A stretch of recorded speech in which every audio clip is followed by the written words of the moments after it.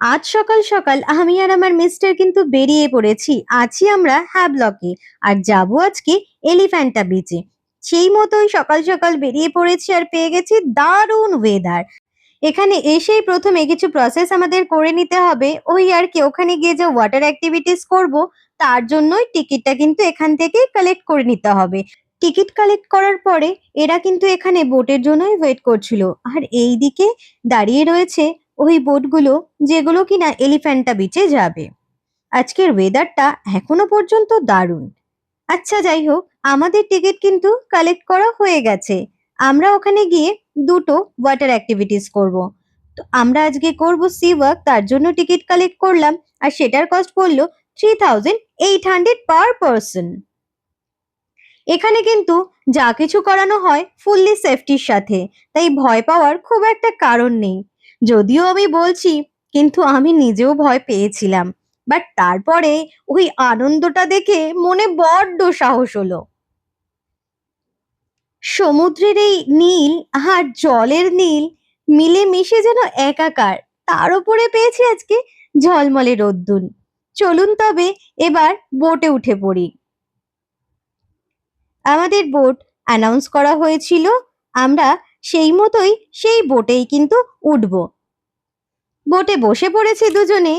আর এবার কিন্তু যাব আমরা এলিফ্যান্টাতে।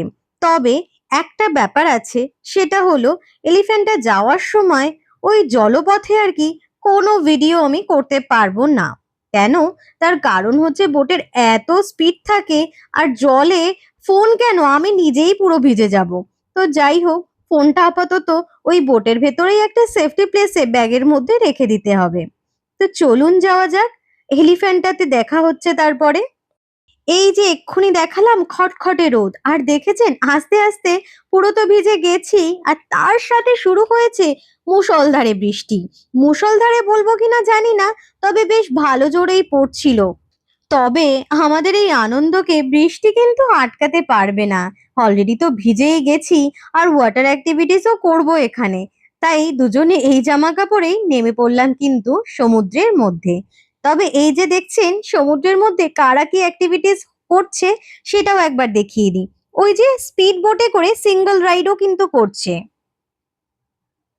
আবার এইদিকে এই বোটগুলো যাচ্ছে কোথাও সি ওয়াক করার জন্য, আবার কেউ করবে স্কুবা।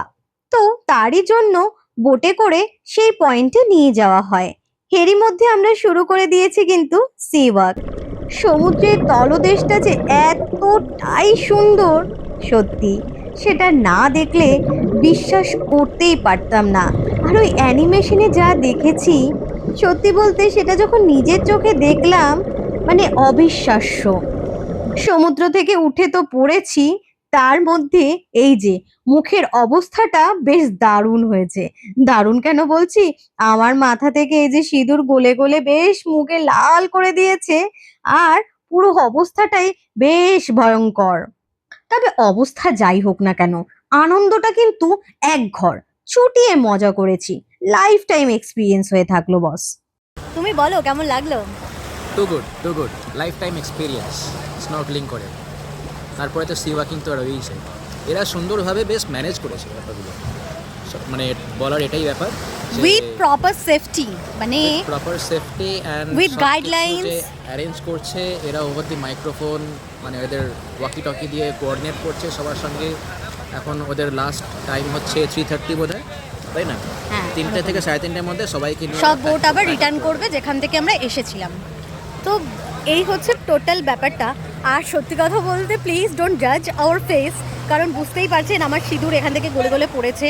ইভেন পুরোপুরি বিধ্বস্ত বলবো না, বাট মন কিন্তু প্রচণ্ডভাবে সতেজ, কারণ সি ওয়ার্ল্ডটা এত সুন্দরভাবে দেখেছি যেটা সারা জীবনের এক্সপিরিয়েন্স হয়ে যাবে। আর এই যে আমার হাতে দেখছেন, এটা চাবি। আমরা যা ব্যাগপত্র নিয়ে এসেছিলাম সেগুলো কিন্তু আমরা লকারে সেট করে দিয়েছি, কারণ ওগুলো সাথে নিয়ে তো ঘুরতে পারবো না। আর এদিকে হচ্ছে বৃষ্টি, ঠিক আছে। আর সমুদ্র থেকে কুড়িয়ে এনেছি এই যে এই লিফটটা, যেটা একদম সমুদ্রের নিচ থেকে কুড়িয়ে এনেছি, আর যেটা এখানকার মাছ আর অন্য কিছু তো নিয়ে গিয়ে রাখতে পারবো না, একটা পাতা, বাট যেটাকে মেমোরিজ করে রাখতে চাই, বিকজ আজকের দিনটা একটু বেশি স্পেশাল। চলুন আজকে তবে টাটা।